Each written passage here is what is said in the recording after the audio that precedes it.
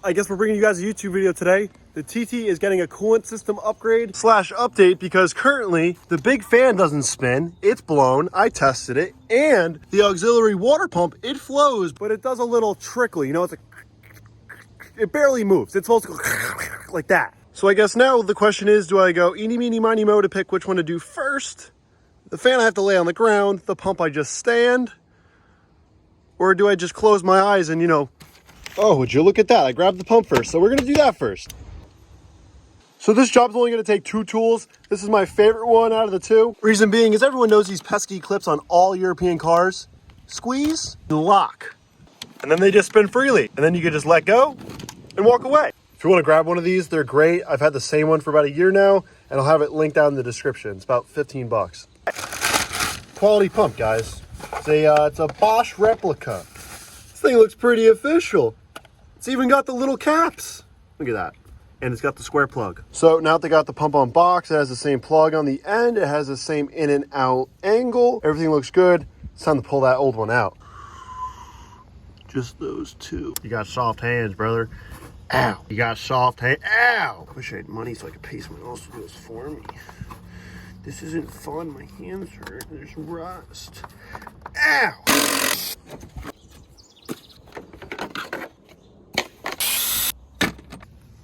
Hate this so much. Awesome. Now that we got that out without incident, my hands are still clean and we didn't have to remove any trim that we didn't know about. I can go ahead and pull this up through there with ease. Wow, that's so easy. And unlock these bad boys, open them up, lock them on, squeeze.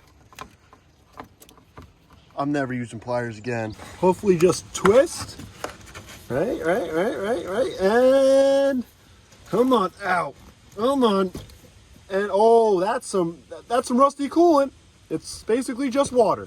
I'm gonna repeat the process on this side. Lock, click, twist. And then I'm gonna pull.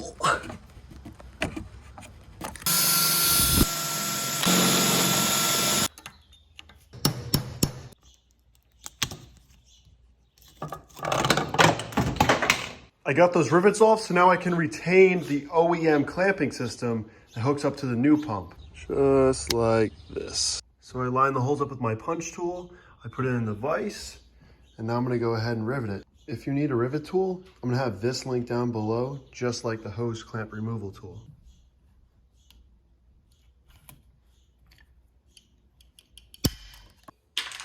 Oh no, there's something about making something OEM plus so easily. Literally just feed it through there.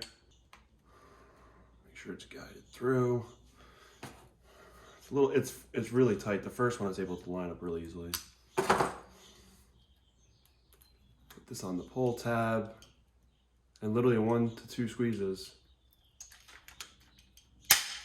Clean as can be, OEM.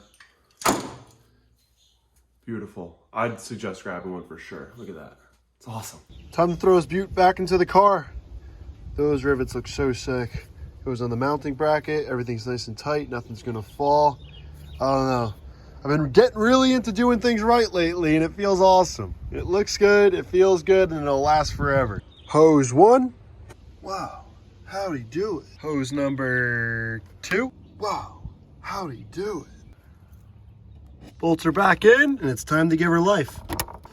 Yes, sir. The last one didn't do that. Auxiliary water pump, check. Ooh. Ah. So the fan's gonna do this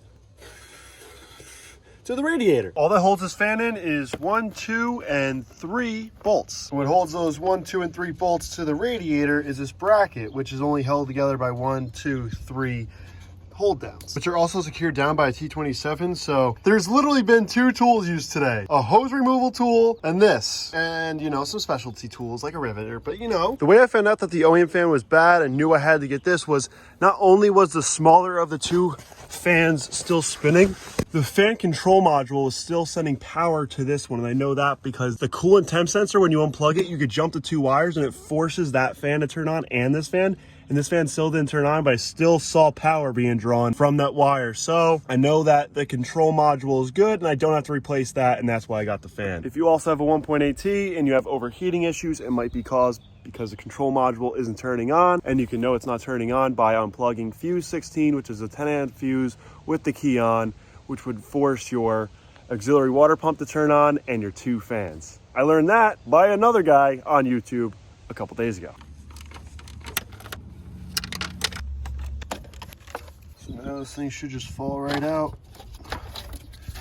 Easy peasy, lemon squeezy. Ugh. Beautiful. And I didn't feel like undoing the wiring harness from the body right now, so I just chopped it. Now all we gotta do is swap this bracket over, and this should look like this on this.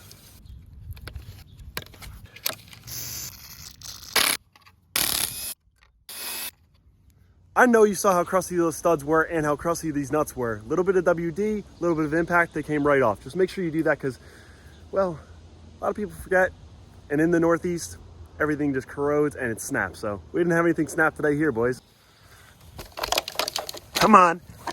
Come on. Perfect.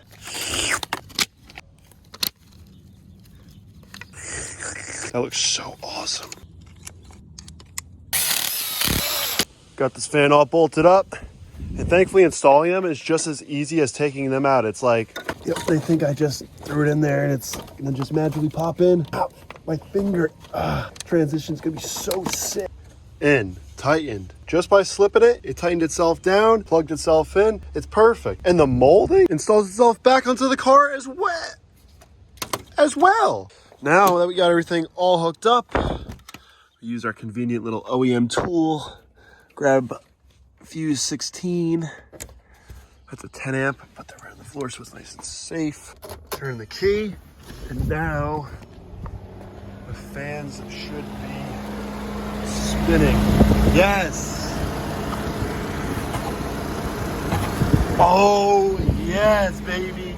Now that it's confirmed that they work, that's plugged back in. Not only was the TT's coolant system only being cooled down by one small fan, the auxiliary pump also wasn't working. So now that we got the auxiliary pump swapped out, we'll be able to not overheat in traffic because the water will be flowing much easier and that big fan will be going. So like the two of them together, I could probably park this thing on the sun. Well, let's go drive this thing through traffic. Oh, and for the people who don't follow me on Instagram or TikTok and don't know, this thing got a tiny bit louder.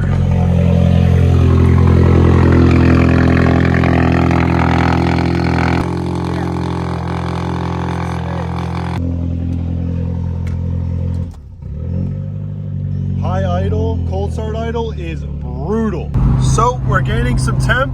We're about to be in traffic right down the road. It's like constant traffic. So I know we're just gonna be rolling, and this thing usually starts overheating quick. So this is the real test. We just hit operating temp and we're basically at a standstill. I mean, we're literally at a standstill. Oh, we're rolling. We're 2 miles into this trip, doing about 8 miles an hour. Needle's still perfect, literally perfect.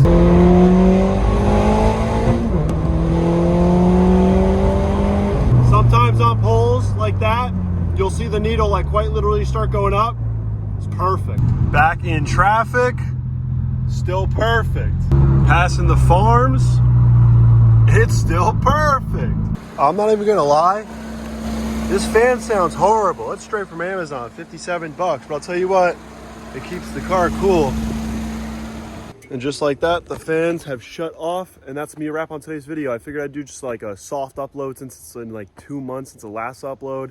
But I'm gonna start trying to bring you guys more frequent uploads now that I'm excited to film again. Like just little stuff like this I never would share with you guys, but I'm gonna start sharing it, you know? It's all a part of the journey. So if you guys enjoyed, give the video a thumbs up, subscribe, all that good stuff that the YouTubers say. But yeah, thanks for 85,000 we're about to hit. It's something crazy like that, but hope you guys are excited for the next video and enjoy this one. Peace.